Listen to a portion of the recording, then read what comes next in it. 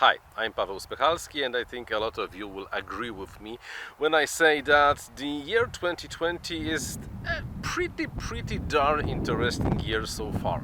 And I'm not talking only about the coronavirus and other developments, I'm talking about the RC hobby, because not only in the RC hobby world this year we had the new radio transmitter from the Radiomaster, which was supposed to be the FRSky killer, and so on and so on and so on.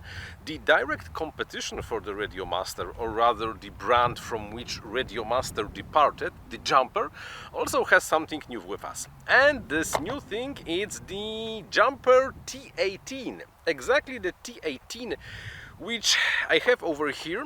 I was using the T18 for the last 2 weeks as my main radio, and now it's time for the review. And this will be a pretty interesting review, because the Jumper T18 has quite a lot of nice features, and some of them that are at least very problematic.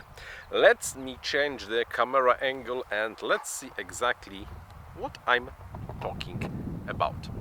The interesting features of the T18 begins with the fact that although it still looks more or less like the very liked and popular in the RC hobby, the T16 and the Radiomaster T816, it's internally not that similar design, because there were a lot of changes. Like, for example, let me begin with the changes I really do like.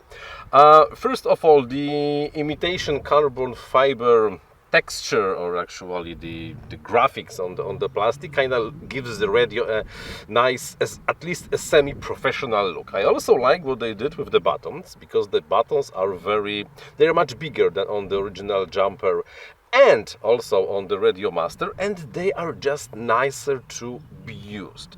Also, the trims are slightly different. The hook to have your carrying strap over here allows you to balance the radio however you're gonna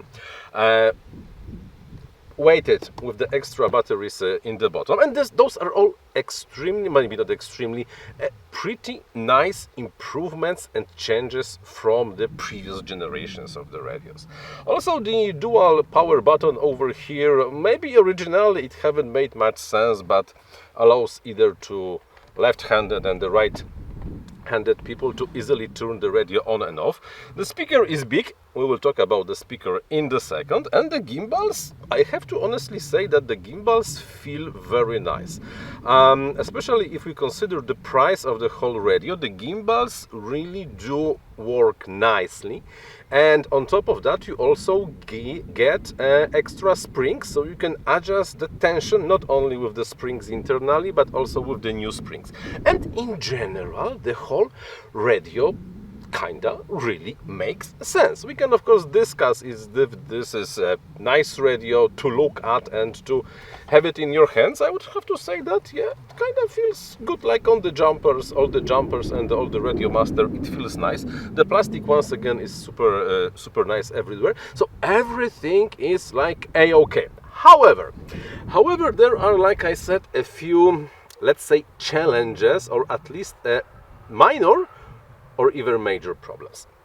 Oh, I forgot about something. The foldable carrying handle. Oh man, this is so cool. I love the foldable carrying handle.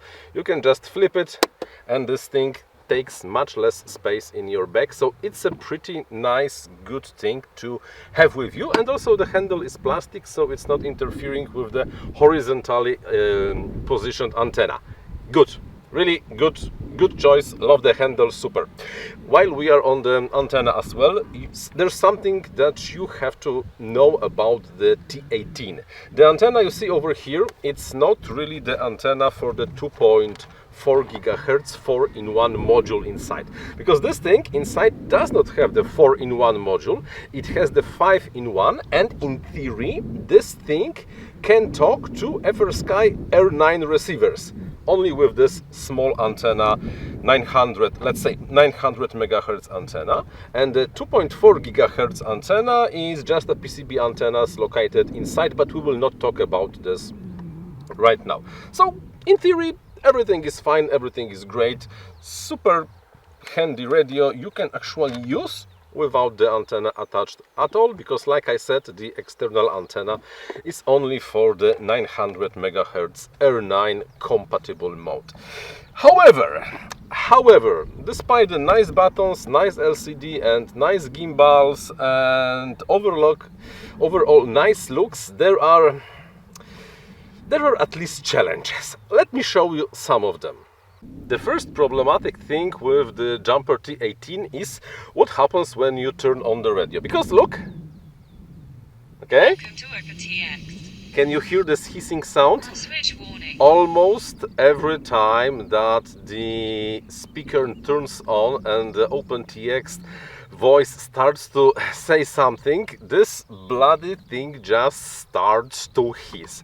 I have no idea what they did, but there is something wrong with the audio circuit, audio circuit, and either the amplifier somewhere over there is completely like whoa, or the speaker is completely whoa, or there's something else very wrong happening. Not that it's a very bad thing, because I, for example, do not care much about the audio quality on my radios, and I usually even have this disabled. But if you like to hear what your OpenTX is speaking to you, then you will be probably kinda relatively irritated by that. I will also skip the things like that still the potentiometers over 2 are not very tightly in place, that the sliders over here are maybe not the best sliders ever. However, I think they are better than in the Radiomaster. Or that, I don't know, the range of the internal PCB antenna is super bad, like some people reported that it sucks so much. To be honest, the place where I'm recording this video is also the place when I was flying this radio, and I had no problems in the way that I was previously flying with my 868 MHz R9 system, this time with the 2.4 gigahertz, because I'm using this only with the 2.4, not with the R9, for a different reason. And really, honestly, like, all the places when I was flying before with the R9, I was able to fly with this thing without actually any problems. Yes, I got the low signal warning like once or twice, but nothing wrong happened. So if you do not expect any super mega range on the 2.4 gigahertz from this thing, there is really nothing to worry about. So the range is not a problem. Also for me, not a problem is, for example, the lack of batteries inside, or the fact that the batteries inside are, let's say, can you hear the rattling? They are loose, and when they designed the compartment for the battery, they never really like put any kind of the foam on the rear plate, so it's just rattling inside. Those are really not major problems of this radio. There is, however, one extremely major problem with this radio, and it is this roller. This roller is the worst roller in the history of rollers, maybe ever. What's wrong? What is wrong with this? The ratchet. The ratchet is the step of the ratchet is not one step of the changes of the settings of the positions inside of the OpenTX. So if you before even the ratchet clicks, it changes the position. So it's extremely bloody hard to get the value in the OpenTX settings to the exactly what you want to set, because you have to really be super careful with the movement on your thumb on the ratchet, and this Jumper has to do something with the ratchet. I've heard something about the software improvement, software change that will change something about the ratchet. I hope it will fix something, but even after this change, the ratchet still would suck, because it's just too loose. You see, that much of the roller is moving before one step of the ratchet is even engaged. So every single time that you're trying to change something precisely with this roller, it does something just extremely stupid. If you have one model, it's fine. If you have several models and you like to tweak some things over there, then yeah, no, probably this is not really the way you want your main input to have the radio work. Please, Jumper, stop making this and immediately switch to a better roller and offer the rollers, replacement rollers as an upgrade. Cheap. Because this... No.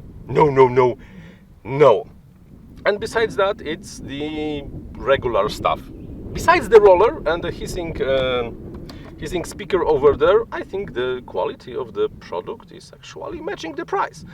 If not those two, it really would be a fair competition to the Radiomaster T16. However, because the roller on the T16S, Radiomaster T16S, is better than this one, and like the whole galaxy better, because that one works, this one doesn't, then you see, there is a very serious problem with the radio, because why do you want to get the Jumper with the broken roller when you can get the Radiomaster with at least working roller? By the way, I'm not the biggest fan of the rollers myself. There is one more aspect of the Jumper T18 that I mentioned but never really explained, and it's the compatibility with the FrSky R9. This one with this antenna, because this thing internally has the 5-in-1 JP 5-in-1 multi-protocol module. And it might be a killer feature in the future, but currently it's almost unusable because of the one thing. You cannot configure failsafe when binding this thing with the R9 system.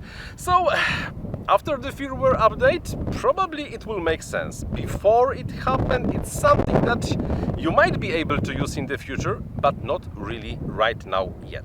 And while we are here, the Jumper made a huge mistake, because they really do not share a lot of information of how this R9 compatibility is working, what the firmware updates are changing, because there is a firmware update for the internal protocol module from after I got the radio, but before I'm recording this video. But I have no bloody idea what this changes. Maybe it fixed the failsafe, maybe it didn't. There is really no manual, no information. You have to search for infos on the RC groups, maybe on the Facebook channel. They announce something, but it's the lack of single point of the truth for this radio is also actually a problem. So what is my final verdict about the Jumper T18?